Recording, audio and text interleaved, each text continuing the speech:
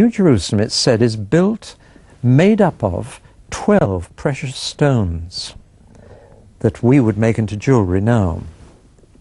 Now here's the fascinating thing, which to me is the final proof that that book is the Word of God, that it must be God-inspired. In the last generation only, we've discovered how to make purer light than we had before. Most light is bouncing around, waves crashing into each other, going in all directions, so that the light coming from that spotlight still lights this side of my face by reflecting off that tinsel up there. We're used to light coming at us from all directions. But we've now discovered how to send light in one direction. Laser light is the most common. You've seen laser light beams straight as a die.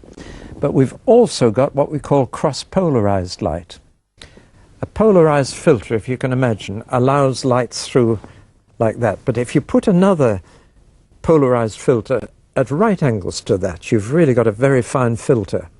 If you take sunglasses and take one lens and put it at right angles to the other, it goes even darker. It only lets very straight light through.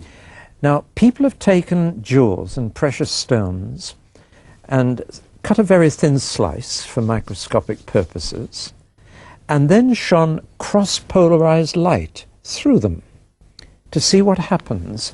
To put it very crudely, what happens to these precious stones in pure light? And one of two entirely different things happens with every jewel. The technical term, to give you a bit of science for a moment, is anisotropic jewels and isotropic jewels. Now what happens is this. Some jewels in pure light, whatever their color to begin with, they may be red, blue or green, turn into all the colors of the rainbow and the most fantastic patterns. Other precious stones in pure light lose all their color, just go black, look like a lump of coal dust. And it's only in this generation that people have discovered this unusual property. For example, diamonds in pure light are nothing. Did you get that, ladies? They're not even that. Diamonds, nothing. Nothing. They won't be there. No, so make the most of them here. Rubies, garnets, just lose everything. Emeralds? No, they keep it. Oh, good. There are other stones that are anisotropic and go into these beautiful colors. Now here's the fascinating thing.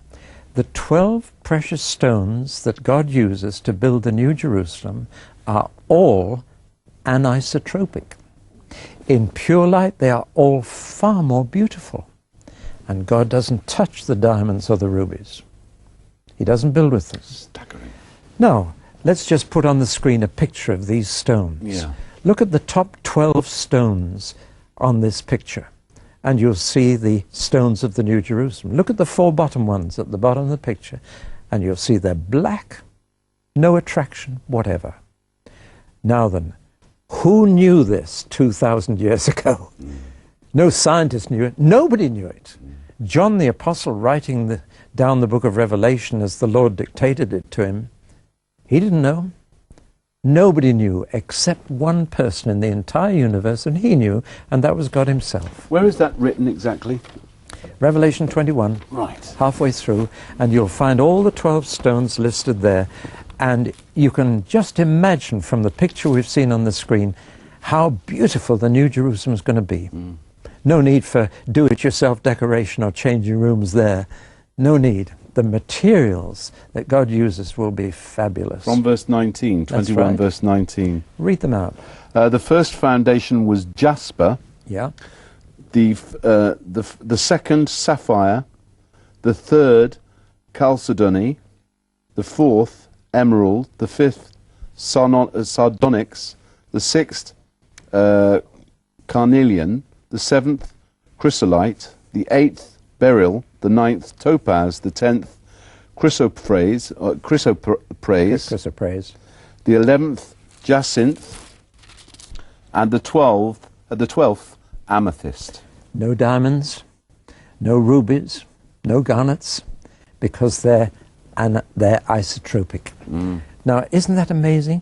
To me, that one thing alone would prove that the Bible was inspired by God, because nobody could have known this. They didn't know it until our generation. But there it is.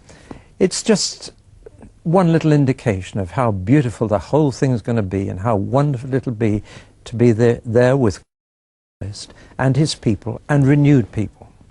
People who really have been recycled, so they're all like Jesus, and their characters are right. And there is love, joy, peace, patience, kindness, goodness, faithfulness, meekness, and self-control in everybody.